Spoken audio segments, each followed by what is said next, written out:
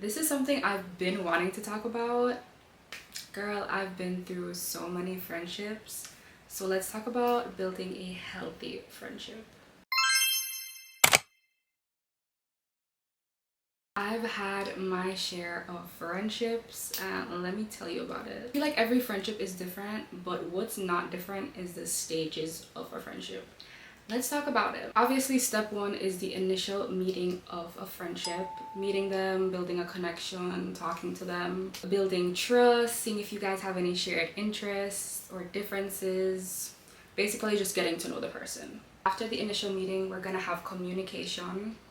So this can go into a bunch of different steps. For example, being open and honest about where you stand in the friendship, how you're feeling about the friendship, if there's issues that come across, talking on the phone. If you have a friend and you're the one that's constantly reaching out to them and you're not seeing reciprocation, obviously there's going to be some type of miscommunication or there's not going to be alignment. So let's talk about the importance of active listening. With friendships, you're gonna have issues arise, whether it's on your end or the other friend's end, and you guys are gonna talk about it. Sometimes it may lead to venting or just shared experience about something. Different emotions arise within a friendship. But the importance of active listening, being open, and just sharing space with a friend is so important. Honestly, I know for me, I'm the type of person that can have a friend and be there for them to open and vent to me, because I'm the type of person that would want to have a friend that would vent to me and be open, and I can like share my experience with you and we can talk and chit chat, see your point of view, see my point of view, you know. But that is so important. Another thing that's very important with a friendship and communication is being open and honest.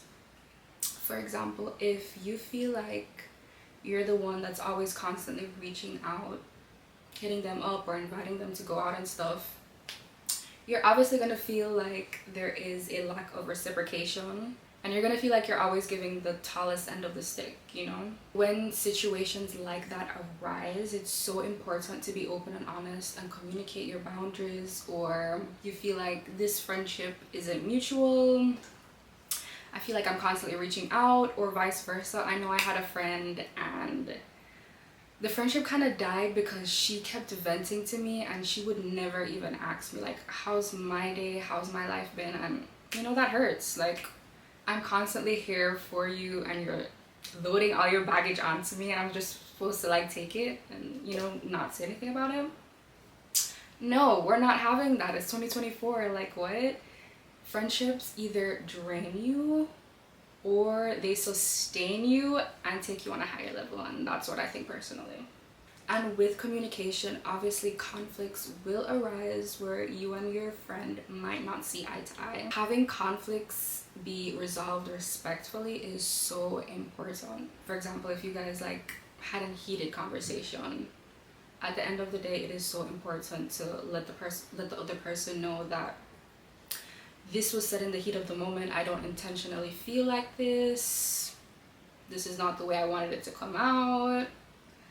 XYZ, you know, just being the bigger person, because holding yourself accountable for your actions is so important.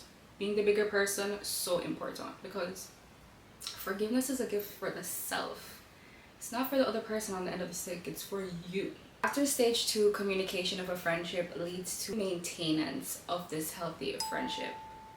Maintenance meaning regular checkups, regular hangouts, supporting each other in whatever endeavors that you guys do, whether it's their business, supporting them on Instagram, liking their page. I'm a content creator, so obviously I'm gonna appreciate the likes and the comments and the views and little tags and stuff. But yeah, you know, supporting each other, even though you guys won't be talking every day, just let them know, hey, thinking of you, I'm still here, give them a call, check up. Also, following supporting each other is maintaining the healthy boundaries with each other and respecting each other's space, respecting the communication boundaries, for example, that I spoke about earlier. Simple stuff like that, you know. Step 4 of having a healthy friendship is trust and reliability. Oh, this one hits deep because I feel like a lot of my friendships kind of fell out at this stage of the friendship. But trust and reliability. I mentioned my boundary and you're not respecting it, or I feel like I can't trust you because you post something shady online. Like, the amount of times I've had this happen to me, it's actually hilarious. Especially being like a creator, that's like the way people like communicate nowadays, throwing shade in threads or throwing shade on your status and stuff. If I can't trust you regardless of our disagreements, if I can't trust the person's word, I can't trust the person, you know? If you tell me one thing and I see you doing another thing, or you're showing examples of the same thing you said you're completely over, like, that's gonna send me mixed signals, and that's gonna throw off my frequency because you're having your problems, and it's like we can't align, you know? So trust is super important with friendships, and being reliable, like, making sure your word is your word and sticking to that. If you're gonna tell someone you're meeting them somewhere at 6 p.m. and, you know, you're there at 6 p.m. and you're waiting, 30 minutes past, you're not there, you're not answering their calls or their texts, I'm not gonna wanna be your friend. You're wasting my time, you're wasting your time, and you're making me upset. Like, what? Along with being a reliable and dependable friend, you also need to be respectful of each other's opinions. By this, I mean, for example, I'm gonna just throw in a bunch of examples. If you and your friend have different religious views or spiritual views, for example, you're religious, they're spiritual, and you guys can come together, share space, and not project each other's views onto each other, that is important. So respecting if they're religious and they have their own traditions or family traditions, respecting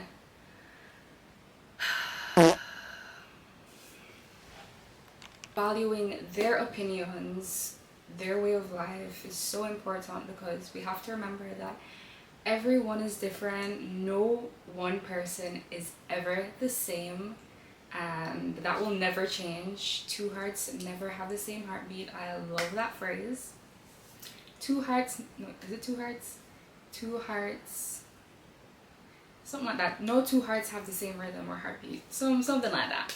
But yeah, valuing each other's opinions and respecting people's way of life. I'm vegan and I have a lot of friends that are not vegan. It hurts me, it crushes me to the core. I want to just smack them in the face because of it. But you know, from my point of view, I didn't grow up vegan, so I can relate and understand that they have their own way of life. I have my own way of life. We're constantly growing and evolving, and regardless of our differences, we should all come together and love one another, because at the end of the day, it's really not that deep. Like, you can choose to be around that person if you want to be around that person. If you really value the friendship, you'll stick around, like, you know. Respect, handling disagreements with care is key. Not matching people's energies. Like, we have to remember, you are what you attract. So if you have a friend and they're giving you back lip, being sassy, giving attitude, don't stoop to that level. Don't stoop to that level. Express yourself. I am not appreciating the way you're communicating with me right now. I feel like all this backlip, what you said was completely unnecessary. It hurt my feelings. And as a friend, I'm going to express and let you know how I'm feeling, you know. Communication, friendships go two ways. It's a two-way street, baby. You can't have everything on your end. I can't have everything on my end. You dig? Step 5 of maintaining a healthy friendship: sharing relatable or funny stories.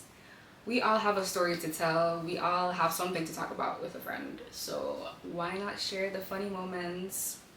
Not only the funny moments, but anything that's relatable. Your girl is out of breath.